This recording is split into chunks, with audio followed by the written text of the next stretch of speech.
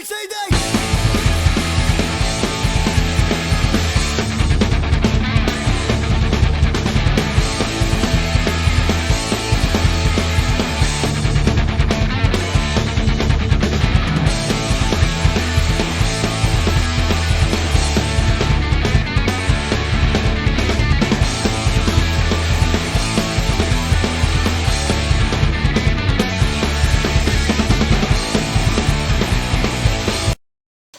Chris, Yes. we were 15 minutes into this podcast and our two main topics still need to be resolved. I'm going to leave it to you, big boy. You decide which way. What am I going to do first? Am I going to review the new movie Luck, which is on Apple TV, or are we going to talk about the gut shot that DC just suffered this past week from its own CEO? I mean, it's Yeah. the DC thing is probably going to take longer. Okay. So, what are you saying?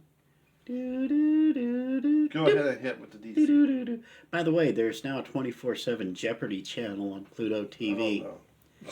And a 24/7 Wheel of Fortune channel. So if you like Jeopardy, and this is the old Alex Trebek stuff. No. So if you like the old Alex Trebek Jeopardy, or if you like Wheel of Fortune, there's your jam over on Pluto TV. So.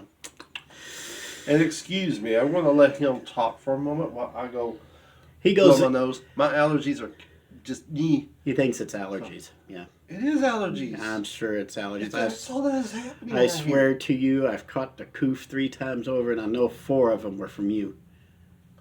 I bet you money. Baloney. Baloney. Whatever. And the best part is, he didn't even notice the little weakness I slid into that argument, because he didn't do math very well. Yep. We've really got to go back to filming. We really got to go back to film instead of just doing the audio stuff, because just to get the look on your face. So anyway. Okay, well, Chris is off snorting in the background. There he goes. Hear him, folks? That's the nose that launched 1,000 snot bubbles right there. I'm trying to play the trombone. All right, let's go ahead and let's kick off a review of Luck on Apple TV. I just said DC. You said for me to choose, but okay. I thought you said it was going to take longer, so I figured you wanted to do that first. Okay, we'll do Luck. Do you see that I have it? Anyway, this dates back from a few weeks ago. We started talking about John Lasseter being a hugger, and that's why John Lasseter got kicked out of Pixar, because he was a hugger. That's it. Honestly, that's it. He's a hugger. He likes to hug people. Some people are uncomfortable and filed a complaint, so they threw him out, and they haven't made a good movie since. That was 2-3 years ago, back when the Me Too movement was believe all women all the time on everything, and boy, did that not blow up in your face like Wile E. Coyote in a Roadrunner cartoon. But anyway, so John Lasseter lands over at a small firm called Skydance Entertainment. Skydance inks a deal with Apple after they signed John Lasseter. And so now John Lasseter is over at Skydance. He's basically their CEO, their executive producer, whatever he is. So this is, I don't know if this is the first production he's done for Skydance, but this is the first one I've noticed. And this is called Luck. This is on the Apple TV service. I don't know if it's called Apple TV or Apple TV Plus or Apple Plus or Appleplectic or what the heck it's called, because Apple cannot, since Steve Jobs died, they cannot figure out how to actually maintain a brand identity. But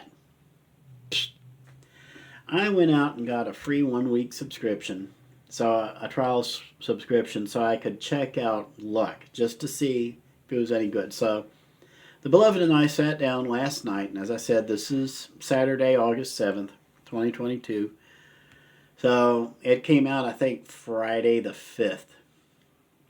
So we sat down and we watched Luck together, just as a 51-year-old fat guy and his beloved child bride, let's say. Anyway, I gotta be careful how I say that, though. I was like, yeah, you tell her that you're rolling your eyes when I said that, and I'll be standing over to the side laughing as you get beaten into a bloody pulp. That's not. No, that's not. That's not.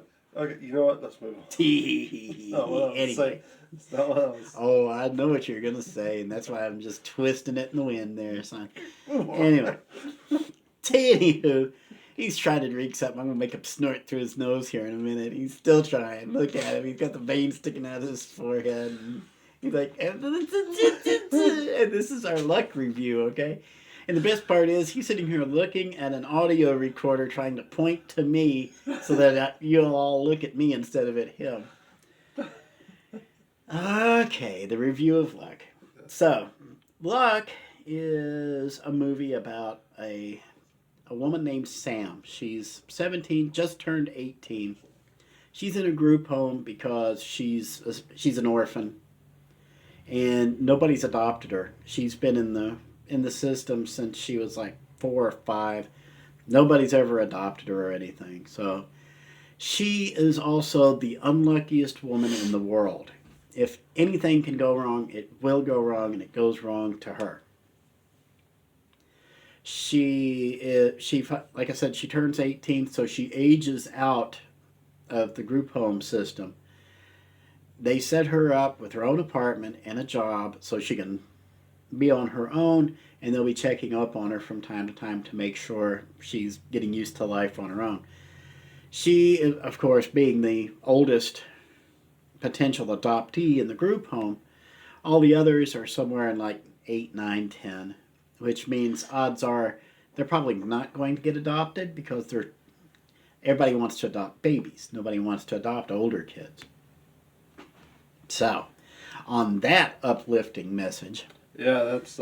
Sam gets started on her first job at a craft store and promptly levels the place.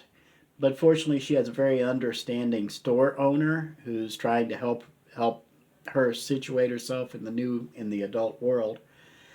So she manages to get everything cleaned up. She goes home. She stops off. She's going to get a bite to eat on her way home, and every table is full. All the tables are set for 2. There's no empty table. She goes out, sits down on the curb in front of the restaurant. She's going to eat her panini. Okay. And this little black cat comes along and sits down a short distance away from her. So she takes half of her panini and sets it down, kind of like nudges it towards the cat. And of course, the cat, being a cute little black cat, sits there and looks at it and kind of it's trying to decide whether it wants to get in. It finally decides to get into it. So it starts eating, and she starts talking to the cat.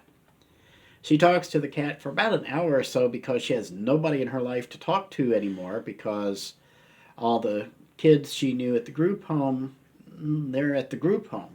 They're not at her place. She sits there and talks to the cat, and she tries to sit there and gets ready to try to pet the cat, and the cat takes off on her. And so she watches the cat disappear, and then she sees one of the girls at the group home has a collection of lucky items, and she's hoping that if she can collect enough lucky items, she'll find somebody who will give her quote, forever home. They'll adopt her. All she's missing is a lucky penny.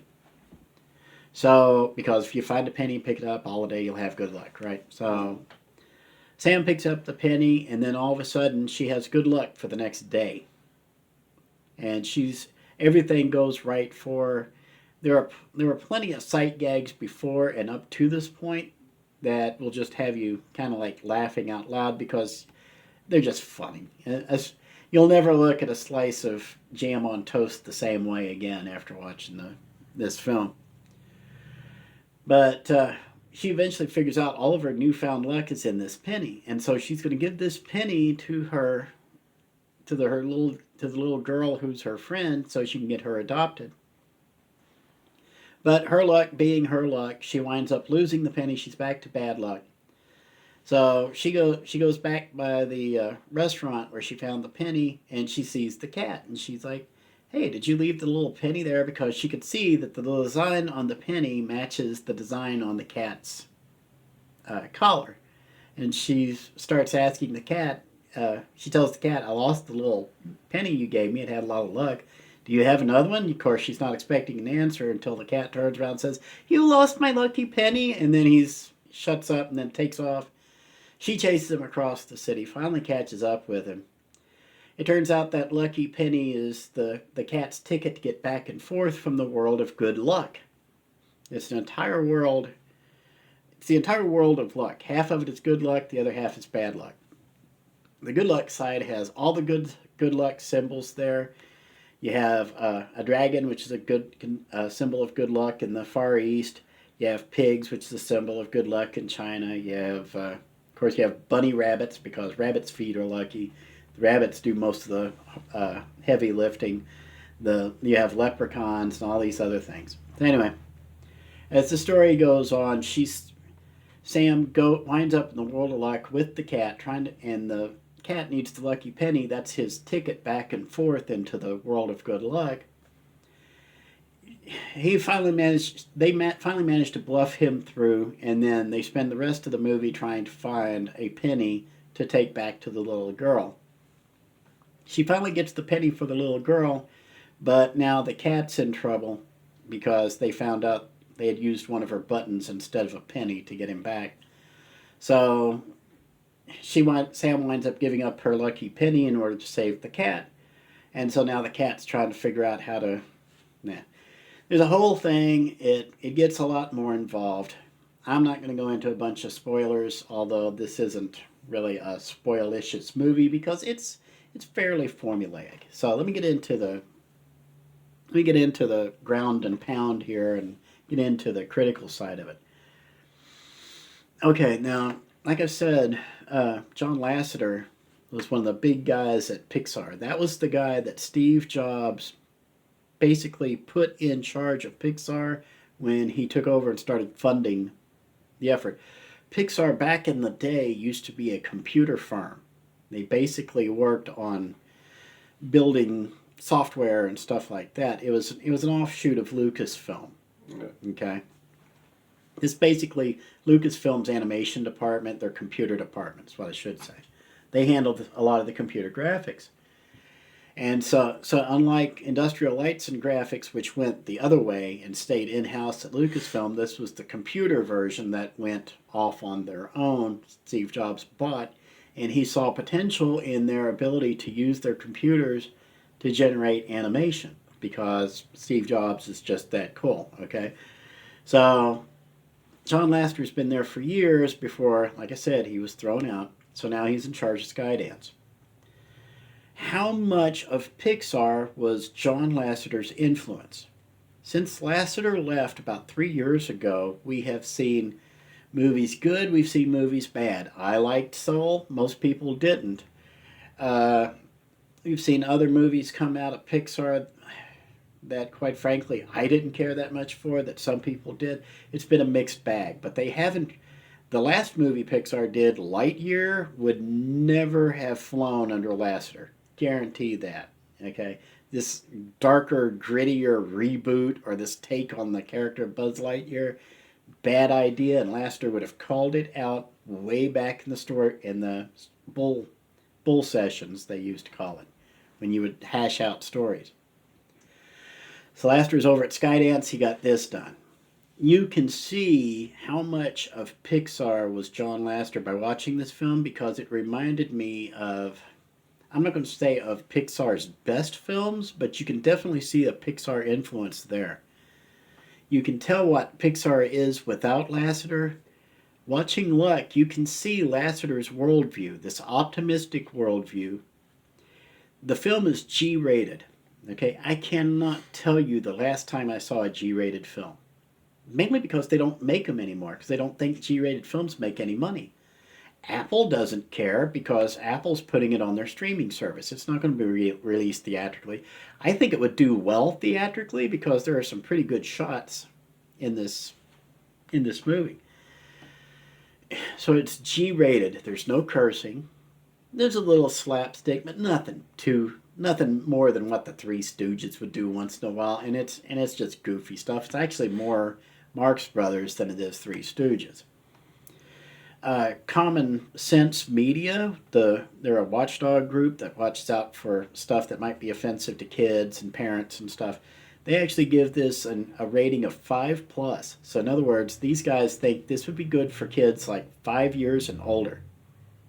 So everybody above the age 5 and older, I think they think this movie would be appropriate for them. You can tell it's a kids movie. There's a lot of merchandisable things in here. The leprechauns are cute. The bunnies are insanely cute. The ones who do most of the heavy lifting. If there's a thing called bad luck particles, and if you see a bad luck particle land somewhere, bad luck happens wherever it goes. The bunnies will show up in hazmat suits, use a big set of forceps, pick it up, and carry it away so nobody else will have bad luck. So there's a lot of... The beloved watched it with me. She fell in love with the bunnies. So John Lasseter, if you're listening, I'm sure you're listening, because there's like 3 people to listen. 2 are you and me to make sure of the sound quality, and John Lasseter is the 3rd one, I'm sure. John, get with the people at Apple and Skydance and start putting out those bunnies, because these things are custom built for adorableness. These things are just made for plushies, trust me. So the film is inoffensive, but it's still funny. There are a bunch of laugh out loud parts. I like the way the bad luck flip side of the world of luck is. They're both set up like bureaucracies. So you have departments of generally good luck things, and then there are little divisions within there of particular things that it would do. So like you find money in the street, there'd be a department of finding money in the street.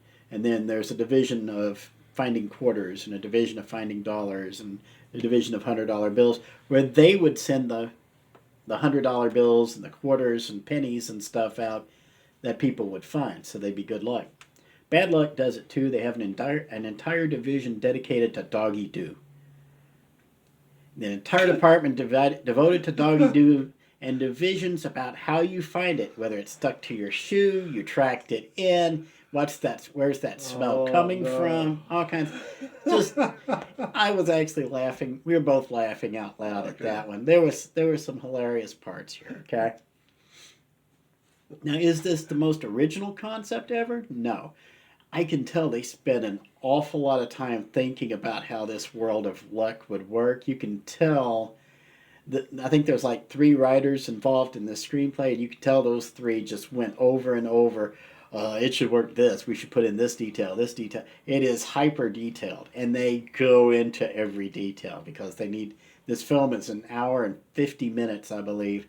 You could probably cut a good 20 or 30 minutes out if you skip all the explanations of how Luck World works. But then you don't get to see all the nice little graphics and stuff they've done either. So, as for the story, this is not the most original story, but this is, I don't know if you could call it a stereotypical Pixar story, because you've got the plucky little underdog, and they come up with a plucky little sidekick, and the 2 of them take on the world, and they're able to change the world and stuff. Think Lightning McQueen and Tow Mater. Okay? I'm not saying they're just like that, but it's that kind of relationship where they're both equally important to the thing. It's mainly Lightning's story, but everybody's waiting for Mater to come in and say something. Same thing here. It's Sam's story, but everybody's waiting for the cat to get involved. So like I said, not the most creative story, but it doesn't have to be. It just has to be entertaining, okay? This is a kid's movie that their parents won't mind watching. Actually, this is the kind of movie that I think teenage girls would love to watch. Women will love this movie. Okay, I think you'll absolutely love this movie unless you're just that hateful. You really have to be hateful to not like this movie. Now, I will say one thing else about the plot line. Somebody's been playing too many video games. I'm seeing this over and over across, and nobody's pointing this out yet, but I'll point it out. Now, I'll be one of the first to point it Okay, we've had PlayStation around for what? Close to 30 years now? 25 years, 30 years. I remember PlayStations when I was stationed in the Army back in 92, 93. So, it's been around for almost 30 years. Xbox been around for what? 20 years, 25 years, something like that. A lot of these writers now are writing like a video game. Okay? The side quest. You know what the side quest is, right? Anybody who's ever played a video game, if you've ever played any of the Zelda games, if you've ever played any of the RPGs, if you've played any of the modern action games and stuff, you have little side quests you have to go on to advance the general plot. You see it here a lot because they'll need something and you have to go through step 1, 2, and 3, and then within the next 5 minutes they'll complete steps 1, 2, and 3. They get their thing, unlock the next area, and now you've got another quest you have to go on. You have to get 1, 2, 3. They get 1, 2, 3. It takes about 5 or 10 minutes. They go to the next area. They're writing like video games. You guys need to stop that. That's a bad habit. You need to get yourself out of it before people really start to notice that. Because I'm an idiot, I'm noticing it. All the other idiots are going to start noticing it too. Okay. Is that the way I called you all idiots? That's true. He is an idiot. I am an idiot. What you got to say about this, huh? No, it sounds interesting. I have not watched it, so it's fun. It's fun. It's funny. It's not the most creative thing. It's not going to set the world on fire. But is it better than Lightyear? Oh, hell yeah! This is spectacular compared to Lightyear because, like I said, it's fun. Even though I know Lightyear is not on Disney Plus now, but it's on Disney Plus. But I haven't seen it. I don't want to see it. I want nothing to do with it. Okay, I'm waiting for the Orville to premiere this week. I think it premieres this week. I believe it premieres the 12th on Disney Plus. I think it's this coming Friday. All the seasons are going to be on Disney Plus. I'll watch that so I can see if I'm missing out on something. You'll watch season 1. I'm going to start at the beginning and work my way through. Mainly because I'm so miserable waiting for Star Trek waiting for all the idiots to leave Star Trek. Yeah. Anyway, so ratings. What kind of rating would I give this? Good okay. Question. Now on normally we would. This is a movie. Normally I would rate this as a movie, but this didn't go theatrical. This is only on Apple TV. So I'm going to use the streaming model on this. From 0 to 5, 5 being worth buying on Blu-ray and DVD, 4 being worth a subscription, 3 borrowing someone's login, 2 watching free with ads, 1 stumbling across it on Pluto TV, or 0 go play outside. I would give Luck a 4. It's worth at least signing up for a trial subscription and then immediately canceling, because we'll get into this in a minute. It's worth subscribing to see. Okay? If you've got little kids, I would give this a 5 because the kids are going to adore this. Especially the younger they are going to absolutely fall in love with this movie just because there's so many little things running around looking all cute. So if you got kids, this is a 5. You're hoping this. You're waiting for this to turn out on Blu-ray, okay, or a DVD. For now, if you don't have kids, like I'm 51, I don't have little kids running around the house. Better not. I would give this a 4. It's worth signing up. It was worth signing up for the Apple TV subscription, but I've already canceled it. And here's the reason why. There's nothing else on Apple TV to make me stay. There's this movie. And I've looked around. There's not a whole lot in Apple TV that's worth sticking around for. I don't know if it's Apple TV that has it, but there is this one movie that I am interested in wanting to see. Mm-hmm. And it came out maybe the beginning of this year. It had Tom Hanks. They're in a apocalyptic world, and he had a robot that he made. Mm-hmm. And they just traveled together, and the trailer looked really, really good. But I've always wanted to see it because it looked really good. I just You'll hear me typing over here, folks. You should know this by now. Just ignore me. Go ahead. And I don't know if it's on Apple TV or not, but I've always wanted to watch it because it looked really, really good. Finch. Yep, it's on Apple TV. It got a 6.8 out of 10 on IMDb and 74% on Rotten Tomatoes. So, okay. So that's there. It started back last November. All right. I might do the free trial and try. Yeah. Well, I mean, the only other thing I've really seen on Apple. Okay, I've seen two things on Apple. Okay, there's a whole bunch of TVMA stuff. I'm not interested in TVMA anything. I don't care what. I don't care what it is. I don't care who you are. I don't care what story you're telling. If you're TVMA, I'm not going to watch because it's all going to be boobs. It's going to be foul language. It's going to be violence. I don't need that in my life.